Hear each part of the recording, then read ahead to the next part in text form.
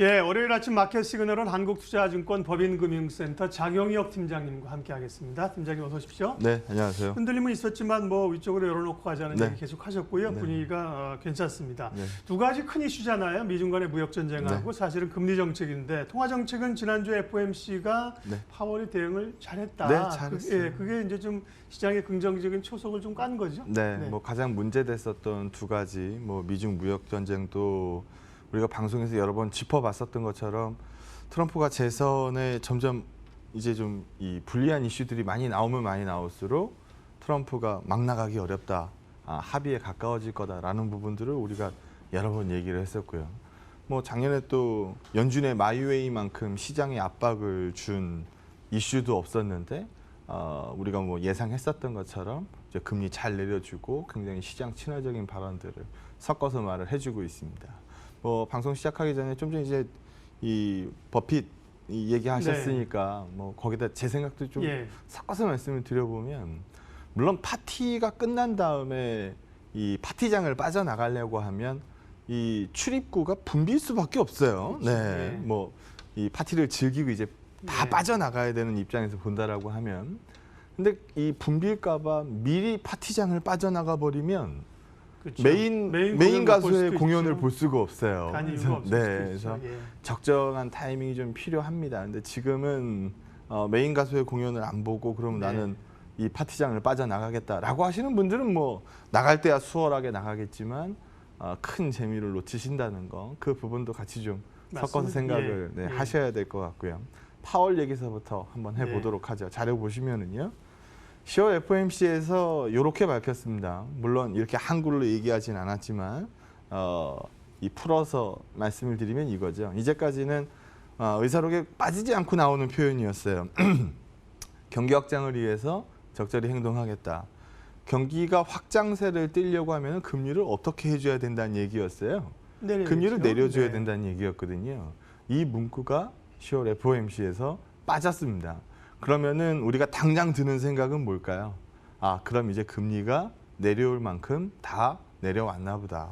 그리고 점도표상으로 봤을 때도 상당 부분 이 밑단으로 찍어놨었던 점에 이미 와버린 상황이기 때문에 여기서 점도표 더 밀어내립시다라는 얘기를 쉽게 못하는 상황이었거든요. 그래서 여기 보시는 것처럼 금리 대응을 해줬고, 작년까지 이어졌었던 연준의 마이웨이가 상당한 부담을 이뤄줬었고, 이 자산도 계속 축소하다가 얼마 전 지난번 FOMC였나요?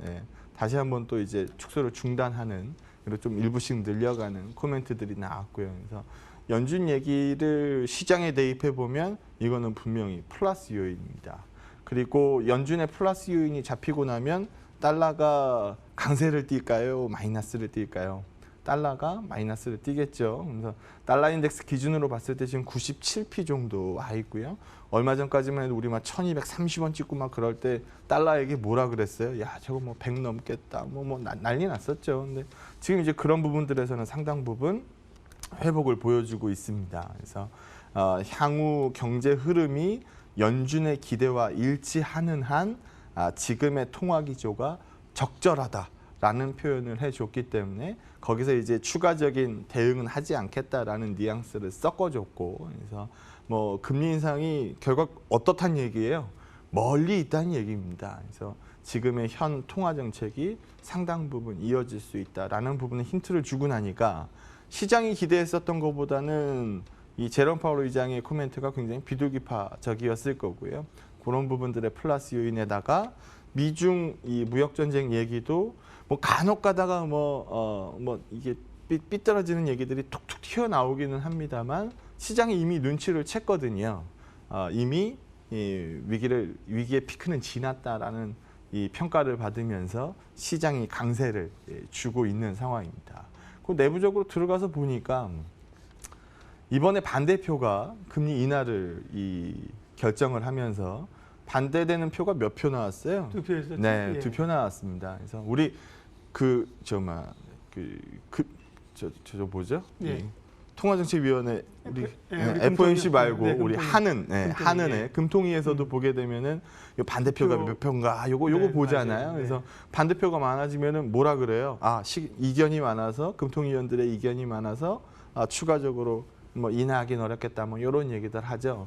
FOMC도 마찬가지입니다. FOMC도 반대표가 지금 늘고 있는 상황이어서 없는 상황이 아니라는 거예요. 그래서 추가적으로 금리를 더 밀어내리기에는 조금 어렵다. 사실 지난번에도 반대표가 많았고요. 이번에도 2표가 있었으니까 금리 더 내리는 게 능사가 아닙니다라는 뉘앙스는 이미 충분히 형성이 돼 있는 거거든요. 그래서 추가적으로 올라가는 시점이 멀다라는 것만으로도 시장에서는 뭐 기대 이상의 평가를 받을 수 있다라는 부분이고요. 좀 전에 제조업 지표 얘기했으니까 우리 요것도 우리 몇 주째 얘기를 주고 받았으니까 그 얘기도 한번 해보죠.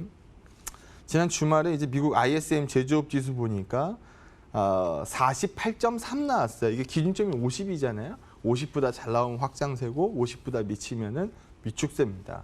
근데 지난달 수치를 보니까 47.8이었고요. 이번에 나온 예상치는 49.1이었는데 즉 50 밑에 있지만 전월보다는 많이 좋아질 거야라는 부분이었죠. 근데 예상치에 미치지는 못했어요. 그러다 보니까 요즘 경기 이런 얘기들 많이 하죠.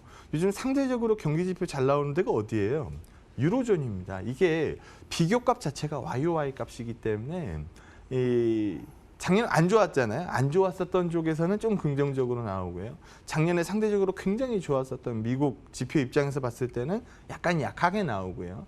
중국도 PMI 지표 보니까 51.7 여기는 기준점을 넘어가 있죠. 그래서 지금 제조업 지표가 좀 부딪히고 있는 상황입니다. 즉 미국 입장에서 봤을 때는 운신의 폭이 넓지 않다는 얘기거든요. 그래서 과거에는 좀 이 불리한 시장 분위기에서는 이런 뉴스 나오면 시장 어떻게 움직였어요? 마이너스 흐름이었습니다. 근데 지금은 시장이 플러스 흐름을 띠죠. 그리고 우리가 뭐 MRI 값으로 얘기를 많이 했었던 매크로 리스크 인덱스 값도 보게 되면 튀는 게 아니고 밑으로 빠지는 그림을 지속적으로 보여주고 있는 걸 확인하실 수가 있어요. 그래서 그런 부분들 여기 보시는 것처럼 MRI 값의 안정과 이거는 미니멈이 제로고 맥스가 1이잖아요. 그래서 지금 위치돼 있는 거 보면은 저점부거든요. 그래서 제조업 지표가 다소 불리하게 나오는 것도 시장에서 뭐 오케이 사인을 주고 있는 상황이라고 한다면 지금 뭐 미중 얘기 긍정적으로 흘러나오고 제롬 파월 본인 역할 충분히 하고 있고 이 시점에서 시장의 방향은 당연히 플러스입니다라는 쪽으로 말씀을 드리는 거고요. 그러면 내부 사정 얘기를 짚고 넘어가야 되겠죠. 그럼 이렇게 긍정적으로 갔을 때 대한민국은 곧잘 따라가야 정상인데 꼴랑 2100 피 와가지고 그럼 니는 만족하냐라고 물어보면 만족 못하죠. 그래서 그런 부분들 얘기를 한번 해보면 이렇게 한번 비교해 볼게요. 뭐 단순 비교가 될지 모르겠습니다만 시장에서는 그래도 이 두 국가를 비교를 많이 하거든요. 대한민국과 대만을 비교를 한번 해보면 여기 보시는 것처럼 MSCI EM 내에서 한국의 비중이 대만의 비중보다 월등히 높을 때가 있었습니다.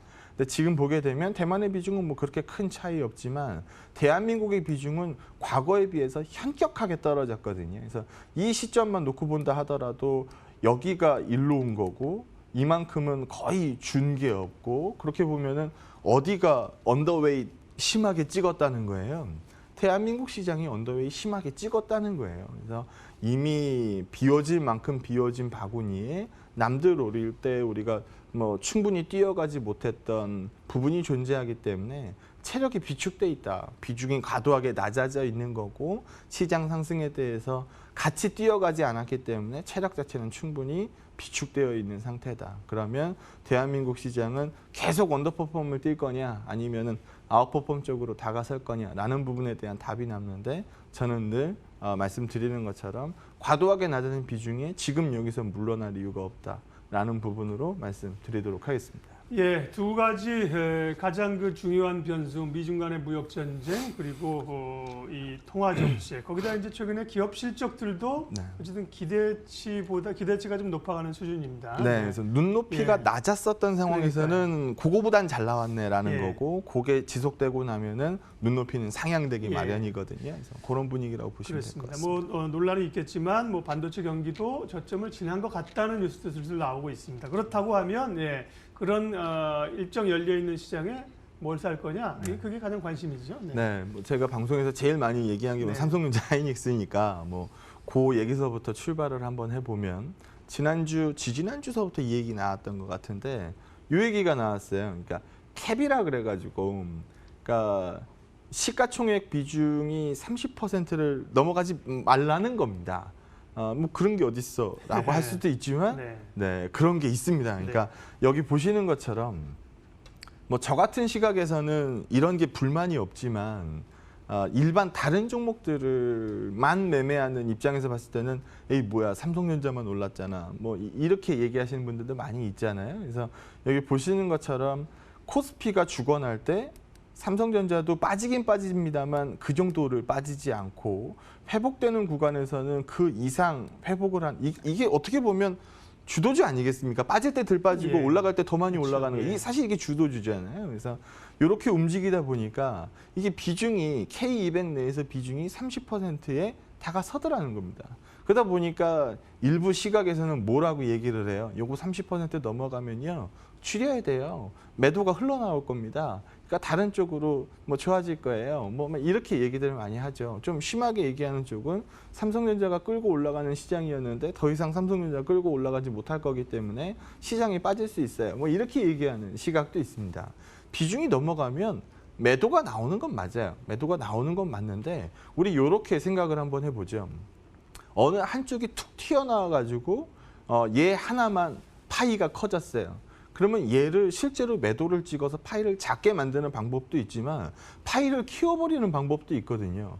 그러니까 다른 쪽은 전혀 움직이지 않고 한쪽만 튀어 올라가면서 생긴 문제라고 한다면 튀어 올라가는 걸 까는 것도 방법이지만 나머지 종목들을 끌고 올라가서 튀어나온 이 오버 비중을 줄이는 것도 방법이라는 겁니다. 그래서 확산 쪽으로 얘기를 해야 되는 상황이고 지금 30%를 훌쩍 넘었냐? 그것도 아니에요.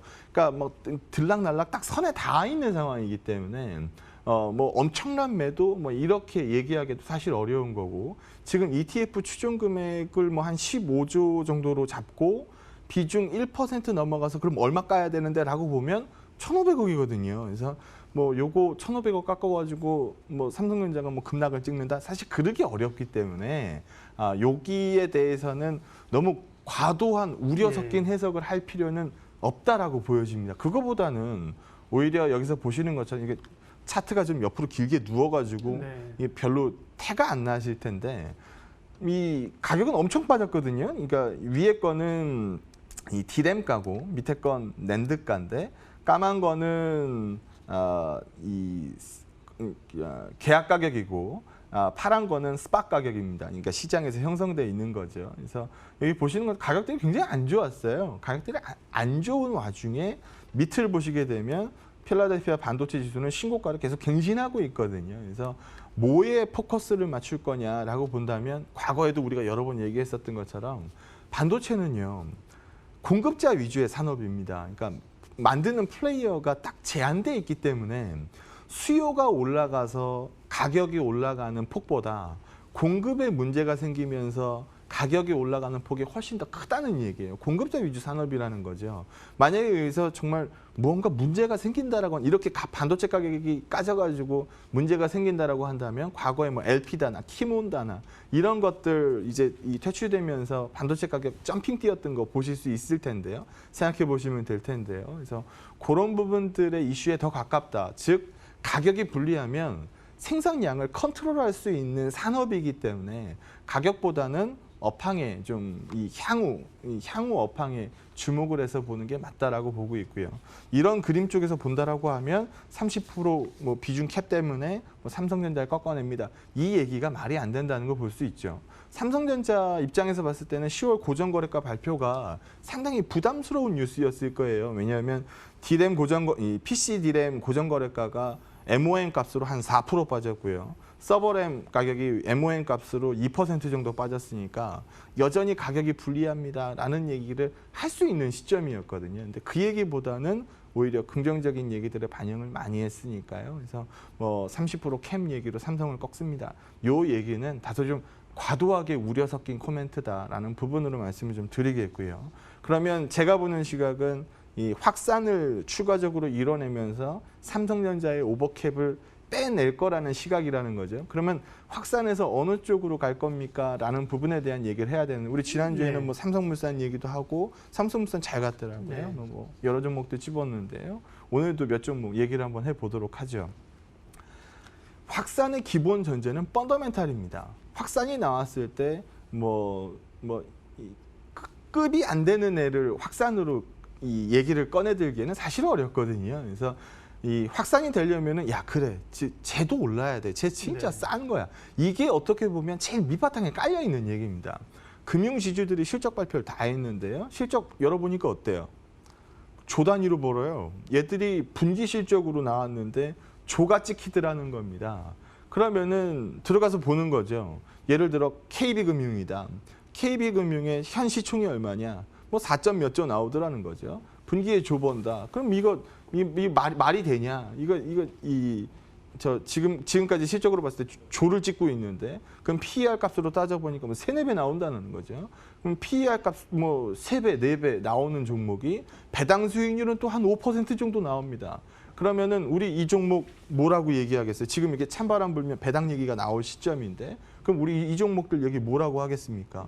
괜찮아 보이네요 라고 얘기할 수 있죠. 게다가 옆에서 보시는 것처럼 늘상 빠지기만 하던 금리가 지금 현재는 시중금리가 올라붙는 쪽으로 나오고 있기 때문에 기준금리 내렸는데 시중금리는 올라가고 있죠. 그래서 이런 부분들은 또 은행 입장에서 봤을 때는 돈 받은 건 덜 주고 나가 있는 건 더 받아야 되는 입장이기 때문에 NIM이 더 좋아질 겁니다. 그래서 돈 잘 벌고 있는 은행주들 다시 한번 찝어서 확산해 이 말씀을 드릴 수 있을 것 같고요. 요즘 소위 말해서 정말 잘 나가는 쪽입니다. 네이버, 카카오 다 신고가입니다. 그럼 이거 왜 나왔는지 한번 생각해 보면 돼요. 과거에 우리 카카오를 예를 들면 카카오 얘기하면 우리 사람들이 뭐라 그랬어요? 야, 카카오 나도 써. 카카오 나도 쓰지만 공짜로 써. 맞아요. 이게 돈이 돼? 근데 지금 보면 어때요? 돈 되는 얘기들을 많이 하고 있어요. 물론 하이 멀티플입니다만 이 과거에 비해서는 돈 되는 사업들 쪽으로 많이 집중을 하고 있죠. 그리고 인터넷 은행이라든지 사실 우리 손에서 카카오 안 닫고 있는 것들 거의 없거든요. 그래서 그런 부분들 네이버도 마찬가지고요. 그래서 그런 부분들이 급락 이후에 되돌림 그리고 신고가, 급락 이후에 되돌림, 신고가 이런 그림들 소위 스토리텔링을 말해가는 종목들도 올라가고 있는 상황이고 이 와중에 소위 돈 잘 버는 애들이 아직 반응을 안 했기 때문에 돈 잘 버는 애들 쪽으로 반응을 한번 생각해 봅니다 라고 생각을 이해를 하시면 될 것 같고요. 그럼 이렇게 인터넷 업종들 강세를 띠고 있으면 그럼 이런 거 비슷한 거 좀 고를 거 없어요? 라고 이 질문이 나올 수 있기 때문에 제가 고른 거는요. 컨텐츠 업종입니다. 많이 빠졌어요. 소위 말해서 J 콘텐츠리도 많이 빠졌고 최근 이제 머리를 살짝 들어 올리는 부분이고요. CJ ENM도 크게 빠진 이후에 최근에서야 머리를 들어 올립니다. 근데 주목해서 보는 거는 요 우리 빨간색 선 한번 보죠. 이렇게 주가 빠질 때 누가 그렇게 밀어내렸느냐라는 거를 보면 누구예요? 파란색 선이죠. 네. 비중들이 과거에 비해서 많이 줄었습니다. 이거 뭐예요? 기관이거든요. 그래서 외국인 수급은 그대로 서 있었어요. 그대로 계속 잡아내고 있었던 거고 최근에도 CJ ENM 수급도 계속적으로 끌고 올라가는 거는 외국인 수급입니다. 그래서 수급도도 기관 수급만 돌아서면 된다는 얘기거든요. 그래서 최근에 스튜디오 드래곤이라든지 이런 쪽들도 시세가 굉장히 좋았죠. 그래서 컨텐츠 업종도 관심 있게 한번 지켜보면 어떨까요? 라는 이 부분을 말씀드립니다. 그래서 네. 확산의 기본 전제 펀더멘탈로 봤을 때 은행만한 것도 없고 인터넷 업종 초강세 뛰는 거에 비교해서 봤을 때 컨텐츠 업종은 어떨까요? 라는 제안을 한번 드려보도록 하겠습니다. 예, 기본적으로 이제 개선된 업황 시장에서 무엇을 볼 것인가, 반도체를 기본적으로 이제 깔고요. 그 밑에 조금 더 시장 타이밍 보는 게 이제 은행주하고 컨텐츠 얘기하셨습니다. 예, 전략은 뭐 앞서 말씀하셨기 때문에 긍정적 시각 지속하면서 한국투자증권 장용혁 팀장님 인사드리겠습니다. 고맙습니다. 네, 고맙습니다.